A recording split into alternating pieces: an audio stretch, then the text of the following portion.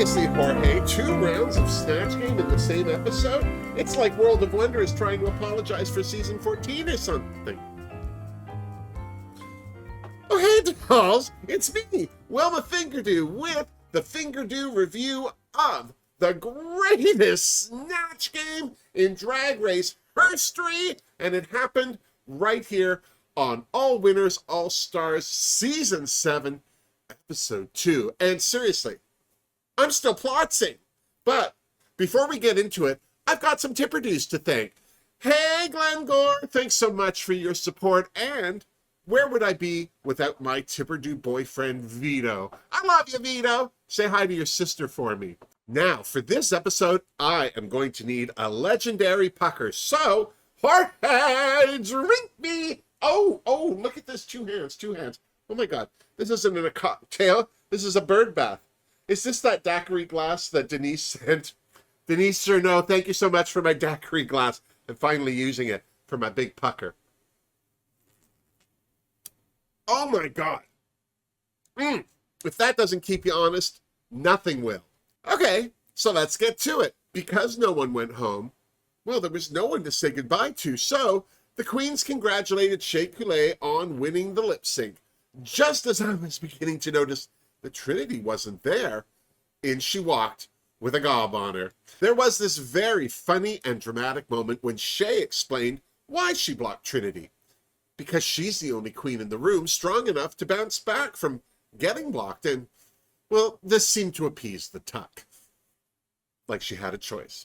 The next day, everyone oohed and awed over Monet and Shea's legendary star pins, and some jokes were made at Trinity's expense for being blocked. And let me tell you, the older you get, the less funny being blocked is. Heads up is all I'm saying. Monet was thrilled that her plan to get a star while not blocking anyone had gone off without a hitch. Is that Monet's way of saying she threw the lip sync? Well, before we could get into that, there was Ru with this week's Maxi Challenge. Now, normally, I would hate that there was no mini challenge, but when Ru said the magic word, Snatch Game, I just wanted them to get to it. But then Ru revealed a twist. The queens were going to have to impersonate 2 celebrities. That's right, 2 impressions, 2 snatches. The queens were gagged. Well, what did they expect for an All Winners All Stars? Seriously. Okay, I'm just going to go ahead and admit it. I was slightly worried for this Snatch Game. Not that I didn't think queens like Trinity, Vivi, and Jinx weren't going to bring it. I was just worried because of the recent rash of less than entertaining Snatch Games we've had to endure over the last little while. Believe you me, the trust is starting to fade, which is also the name of my new French play. Hell, the only queens who didn't do well in their Snatch Game were Evie and Monet. Do you remember Monet's Maya Angelou? Or worse, her Whitney Houston? How about that train wreck known as Evie Oddly's Whoopi Goldberg from season 11? I know I blocked them from my mind. It's a kindness, really. I thought this doing 2 impersonations business was a fun twist. Clearly, it was inspired by Bob the Drag Queen, who was the first queen to do 2 characters on season 8. She did Uzo Aduba's Crazy Eyes and Carol Channing. Also, Nina West, who did Harvey Fierstein and Joanne Worley on season 11. And let's not forget Widow Von Du, who did Ike and Tina Turner on season 12. I didn't say she did it well. Because of how badly she did as Whoopi Goldberg on season 11 Snatch Game, I was worried for Evie Oddly's choices. She'd picked a singer I'd never heard of, because I'm not 12, Rico Nasty, and the Boogeyman. Did I mention her Whoopi Goldberg? Personally, I like Monet's choices, Mike Tyson and Martin Lawrence's Shanae. Do you remember the Martin Lawrence show? Do you remember his neighbor Shanae? So funny. And if nothing I just said registered as a full sentence to you, get to Googling. Ru dropped in as well and seemed very excited by Trinity's choices. Trinity was going to be impersonating Leslie Jordan and the Devil. Now, I've heard some people didn't like that both Trinity and Evie had picked non-real celebrities with Satan and the Boogeyman. Personally, I'd rather see someone be funny no matter who they're playing, but then that's just me. Ru also kibitzed with Roger over what it was like for her to be back on the race after all this time. They also talked about Roger's last Snatch Game, where she impersonated Tyra Banks and smized her way to safe. This time, Roger had chosen to portray Madam of Wayland Flowers and Fame and fashion legend Deanna Vreeland, and Ru seemed very impressed. Hell, I was impressed. And then, without further ado, it was on to Snatch Game Round 1. Of course, Ru was hosting, and Ross Matthews and Michelle Visage were the contestants. This was an amazing round. The only dud in the group, if you ask me, was poor Evie's Rico Nasty. It's irrelevant to me how much she was like Rico, because, well, at the end of the day, she just wasn't funny, and her character was off-putting. Ru more than once just left off talking to her and moved on. It wasn't good. But then, Evie was up against some very strong performances. Vivi's Joanna Lumley as Patsy Stone was excellent. She looked like her. She sounded like her. She loved Chanel, but, well, Vivi didn't knock it out of the park, in my opinion. I feel like there was a missed opportunity for her to get stroppy and call someone a trail of cat sick. Just me? Jada's Prince was hilarious. The quiet voice, all those iconic high notes squeaking out of her, and whatever she was doing with her mouth. It was hilarious, if not a little one note, until she showed her cutaway booty pants and Monet's Mike Tyson made an inappropriate offer. Still, Jada's purple one had a good time. Wait, that doesn't sound right. Shay did an excellent job as Elsa Majimbo, but she really wasn't that funny either. Not that she didn't have her moments. Just saying. I'm just going to go ahead and say it. Jinx's Natasha Leone was amazing. She looked like her, she sounded like her, and sweet beats was she funny. And she was right. The imagery of a 3-year-old moving a sofa haunts me. Trinity's super gay Lucifer, or Lucy for short, was another winner. She was so funny and silly and cute. Even when Ru asked about being in the Lil Nas video, Trinity's "Yes, Queen" response was adorable. Seriously. The best performance for this round has to go to Monet X Change. Her Mike Tyson was not only spot on, but ridiculous in the most believable way, wanting to poke everyone in the posterior. Not only was it funny, but who else was oddly turned on by it? Just me? Not even when she ripped open her jacket? Maybe I just need to get fucked up. Either way, here's to Monet X Change. Dirty little.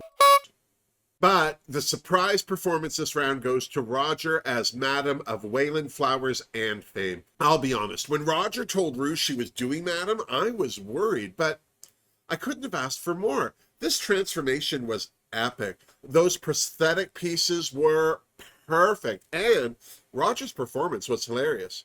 Was she the funniest on the panel? No. But, as I say, the performance was flawless. And for those of you who don't know who Madam is, here's a link so you can catch up. And we can remain friends. Seriously, educate yourselves. Now, if you liked round 1 of Snatch Game, you probably lost your mind like I did for round 2, or what I've come to call the Jinx as Judy show. I'll get to Jinx and Judy in a minute, but first, let's start with Evie. If she had a rough go of it in round 1, her boogeyman more than made up for it in round 2. She played him all super fly and sexy, and I'm sure had one or two hoping that if Mike Tyson got tired, she'd step up. Seriously. Was Evie funny? Not really, but she was more than entertaining. See, titillation has its place. I felt like Monet X Change's Martin Lawrence as Shanae was overlooked. If you're familiar with the Martin Lawrence show, then you're more than familiar with Shanae. Did Monet nail the character? Absolutely. And she had some great moments too, but sadly, She just didn't have many funny and memorable moments like she did in round one. See, that's the difference in you'll make. Vivi's Catherine Tate as Nan, I felt got overlooked too. She nailed this character. Maybe too much because no one could understand a word she was saying, and it made it hard for the queens to get her sense of humor and for Ru to really interact with her. It's a shame because she did a great job. Seriously. Someone else who did a great job with their character but wasn't all that funny was Shea Coulee as Miss J, runway coach extraordinaire. Don't get me wrong. She had her moments, and that story of her and Ru taking part in a boiled egg eating contest was funny because, well, we all know Ru doesn't eat. She only drinks the blood of beautiful and talented baby queens. Say hi to Georges for us, Ru! One of the disappointments this round had to be Jada's The Lady Chablis. If you don't know who this is, she's a real person who hosts shows and performs in Atlanta. Sadly, she passed away in 2016, but her claim to fame was that she was heavily featured in both the nonfiction book and movie Midnight in the Garden of Good and Evil. In fact, she played herself in the movie and was an instant sensation. But as far as Jada's impression of her went, I felt like she totally missed the mark. Although she looked just like the Lady Chablis, she wasn't as joyful or as personable as Chablis was. It's too bad, too, because I think Jada could have had some fun with that character. It's a shame. I'm just going to go ahead and say it. Roger knocked my socks off with her Deanna Vreeland. First of all, that face. I'd never believe in a million years if you just up and said to me, that's Raja. She looks so much like Deanna Vreeland. It was scary. And her voice was brilliant. The over-pronunciation was genius. Bodega. Bodega. I'm serious. Roger impressed the hell out of me. There, I said it. Here's to Roger. Now, Jinx's Judy Garland. I'm going to sum it up in 4 words. Is that my camera? Talk about a master class. Where do you start? Not only did she have her character down by looking as much like her as possible, but she had the voice down too. Ru asked her what is over that darn rainbow, and quick as you like, Jinx's Judy said that it was a cardboard set and it didn't go anywhere. That's not all. Fearing her answers for the Snatch Game weren't dirty enough, Jinx's Judy had a hysterical story of doing a 3-way with Frank Sinatra and Dean Martin, and a particularly long line of something. And that's not all. Jinx's Judy prepared 2 RuPaul songs to sing as Judy Garland. Genius. I mean, how many times has Ru tripped up a queen who was impersonating a singer by asking them to sing during Snatch Game? At least 3 times, I'm just going to say. Plus, Jinx kept calling Ru Broom. Hilarious. The coup de grace was Jinx's Judy sending a personal message to her makeover partner from season 5, Dave, who believed he killed Judy Garland. I nearly lost my mind. What a full circle moment. It was utter genius, and Jinx's Judy didn't stop there. She had one more song as the credits ran. What can I say? It was flawless, and I'm sure that every other queen up there worried. Well, every queen except Trinity, that is. Her Leslie Jordan was beyond hilarious too. From needing a booster up to her chair to the story as to how this game's the closest she'll ever get to a snatch, there wasn't a moment Trinity wasn't making everyone laugh. But her crowning moment was at the end of Jinx's Judy's last song. In true Trinity fashion, she had to have the last word, and she closed Jinx's Judy's song with, "They changed it to drag queens." Fantastic. It was the cherry on a Snatch Game Sunday. I could go for one of those. The next day, as the queens got ready for the runway, everyone complimented Roger on doing such a great job with both her Snatch Game characters, and Roger seemed truly grateful to be included in such esteemed company. Of course, Trinity was congratulated as well as one of the other queens to succeed in both rounds, but the undisputed champ in this challenge was clearly Jinx Monsoon. Monet asked Jinx what her strategy for blocking was. Jinx said the only way to make sure you got the most stars is to block someone from getting more stars themselves. So she was going to go for the queens that already had stars, a.k.a. Monet and Shea. Well, Monet asked, And then it was time to hit the main stage. Ru looked good, but there was something about that wig that was a little marmish, if you ask me. What's that? No one did? Crust. Michelle looked ravishing in red, while Ross had on a brand new sequined baseball jacket. Seriously, who's telling him he looks good in these? And joining the judges this week, style icon, socialite, and philanthropist, Daphne Guinness. Category is the pleather principle. Monet was first down the runway in a brown pleather gown with a sculpted bodice. This look was everything, so I totally gave her a Fingerdoo. I wasn't a huge fan of Evie's runway, but it was pleather, and she even had a little doll of herself, so I thought that was good enough for a Fingerdoo. I loved Roger's runway look. It was old school in the best ways possible, so of course, she got a Fingerdoo for me. Seriously. Trinity's pleather version of a puffy coat was fun, but as Ru said, it was all about that side pony. Fingerdoo for Trinity. I think that Vivi had one of the best pleather runway looks. The shoulders, the boots, I loved it all. Just me? Either way, I gave her a Fingerdoo too. Jinx's runway was cute and fun, but was it too simple? Not too simple for a Fingerdoo at any rate. Jada's blade / matrix runway was gorgeous, and she looked good in it. Fingerdoo for Jada, seriously. Not only did I love Shea Coulee's take on Michelle Pfeiffer's Catwoman, I also loved that it was white and covered in graffiti. It's a Fingerdoo for Shea, I'm just saying. As for the judges' critiques, Michelle wasn't a fan of Monet's shenanigans, but she loved her Mike Tyson, while Daphne was living for her brown pleather. Sounds dirty. Evie's boogeyman was a crowd pleaser as well, more so than her Rico Nasty, which no one brought up. Ross, on the other hand, thought her runway was classic Evie. I still don't know if that's an insult. The judges couldn't fawn over Roger's work in both Snatch Games enough, and Ru loved her runway, of course she did. As for Trinity, Ross was super impressed with her performances in both Snatch Games, and Daphne couldn't gush enough over her runway. Good night to be Trinity, I'm just going to say it.